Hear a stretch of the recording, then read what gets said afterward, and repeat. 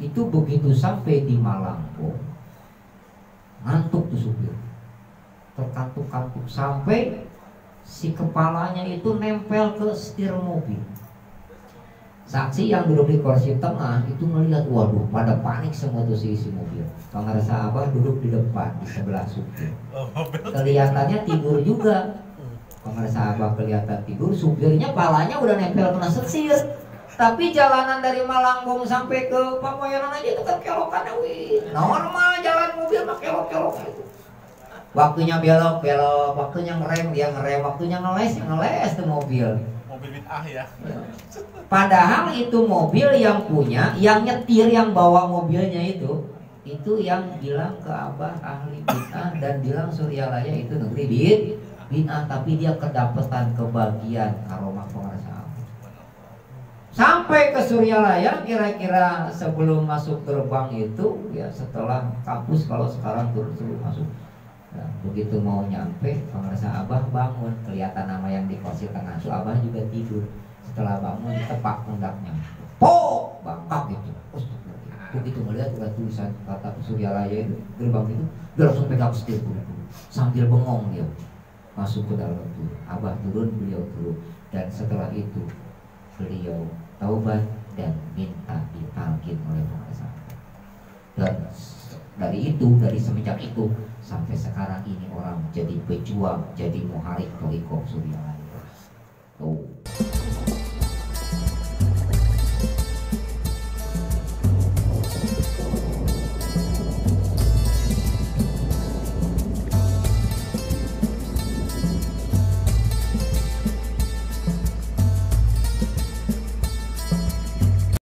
Ya Allah, luar biasa, Masya Allah. Pengarsa Abah itu memberikan amaliyah manakib, ada amaliyah manakib, ada ilmiah dalam manakib, dan sebelum amaliyah dan ilmiah di dalam manakib itu ada yang namanya majelis doa. Majelis doa itu adalah majelis peduli, ya, majelis peduli. Alladzina yunfikuna fis-sarra'i wat-dharra'i. Dalam rangka apa? Berbuat baik kepada sesama dalam keadaan lapang maupun dalam keadaan sempit. Kalau dikaitkan dengan finansial, dengan harta, yakin sedikit yang mampu, banyak yang tidak mampu. Makanya ada yang namanya majelis doa. Kalau yang namanya doa masih momen peduli itu nggak punya waktu lapang ataupun sempit, dia bisa punya kelapangan harta atau punya pas-pasan dalam harta atau memang ya sedikit hartanya. Yang namanya doa mah nggak ada hubungannya dengan keduniaan. Pasti bisa membacakan suratul Fatihah. Nah, di dalam majelis doa di situ kita mendoakan orang yang punya hajat, mendoain orang yang dalam kesulitan, kita mendoakan orang yang sakit. Itu apa? Cashbacknya. Kita mendoakan orang yang sakit, Allah akan berikan balik sehat kepada kita. Kita mendoakan orang yang sedang dalam kesulitan, kita doain aja karena kita bantu nggak bisa, kita doain dengan benar-benar doanya tuh pakai suara kalbu, bukan hati lagi, suara kalbu, karena kalbunya sudah bersuara sekarang. Tapi bukan untuk disuarakan. Nah itu ketika dia akan diberikan ujian oleh Allah, akan disertai diikuti dengan jalan keluar. Kita mendoakan orang yang meninggal dunia, yang sudah kembali kepada Allah, nanti pun sama, kita akan dikenang oleh orang, minimal orang bakal ingat sama kita dan langsung akan membacakan suratul Fatihah, khususon ila ruhi Fulan bin Fulan, Fulan binti Fulan, Al-Fatihah. Nah di situ juga ada dalam manakib yang namanya tawasul. Tawasul itu isinya adalah wasilah. Kita bacakan suratul Fatihah sebelum sampai ke wilayah duriyah kita, keluarga kita, kerabat kita, saudara muslim dan muslimat, itu juga kita kirimkan para mereka aulia Allah yang sudah benar-benar sukses urusan akhiratnya, sampai lebur bersama dengan Allah yang akan membantu mendorong doa kita kepada Allah. Jadi bacaan Fatihah yang tadi dibaca dalam tawasul itu sebenarnya bukan bacaan Fatihah kemampuan kita bisa baca, bukan, tetapi bobot dari dorongan para aulia. Jadi bobot para aulia Allah yang mengaminkan, malaikat yang menghantarkan, yang menyampaikan kepada Rasulullah. Kenapa? Karena mereka ruhnya sudah suci, sudah kamil mukamil, sudah wali mursyid, sudah memang benar-benar fokus dan leburnya hanya kepada Allah. La khaufun alaihim walahum yahzanun. Kita yakini itu, maka yang kita baca walaupun Fatihah, tapi kita rekom gitu. Bacaan Fatihah yang kita baca kita rekom kepada mereka aulia Allah yang la khaufun alaihim walahum yahzanun. Mereka mengaminkan, amin, atau mereka mengikuti, malaikat menjadi saksi. Itu cepat sampainya kepada Rasulullah dan diaturkan kepada Allah Subhanahu wa ta'ala. Karena diawali juga dengan kita hadroh kepada baginda Nabi. Nah ini yang jadi permasalahan, orang ada yang gak mempercayai hal yang seperti itu, bahkan dibilang ngajinya belum lama, masantren kayak kagak, boro-boro masantren ulama yang ahli kita baca geli banget ngelihatnya. Dibilanglah ahli bid'ah lah, dibilanglah negeri bid'ah lah. Dulu kan pengarasa Abah tuh sama disebut-sebut ahli bid'ah, bahkan Suryalaya itu disebut negeri bid'ah karena dengan tikirnya yang seperti itu, dengan amaliyah tawasul yang seperti itu, sampai ada riyadhah dan lain sebagainya, itu disebut sampai Suryalaya itu negeri bid'ah oleh siapa? Mereka-mereka yang ya pahamlah yang sekarang wahaboy.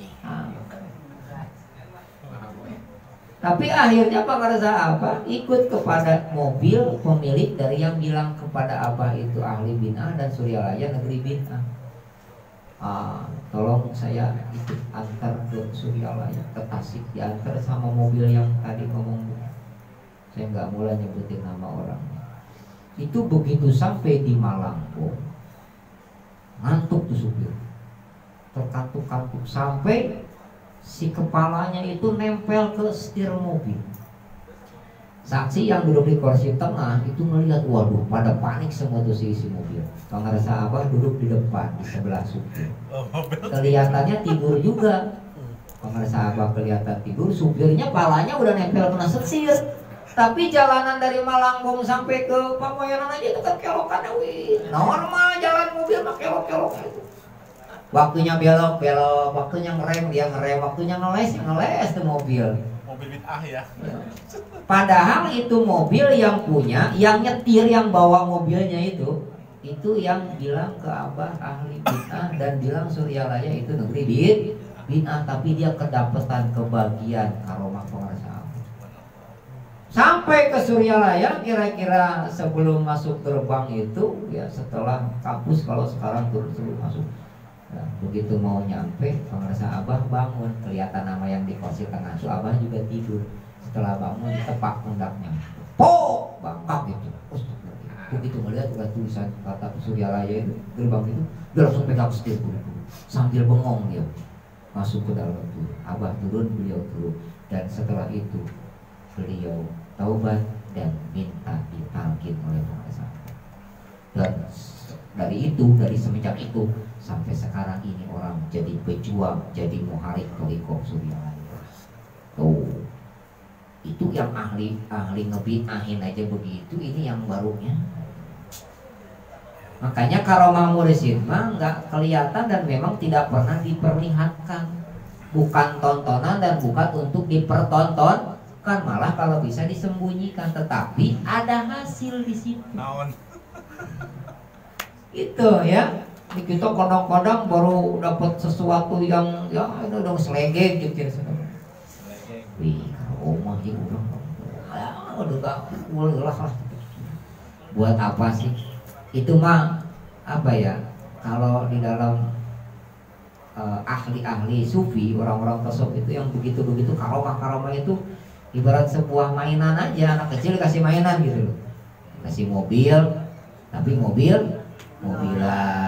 dikasih rumahan, kapalan, motor, motoran, robotan. Asli bukan.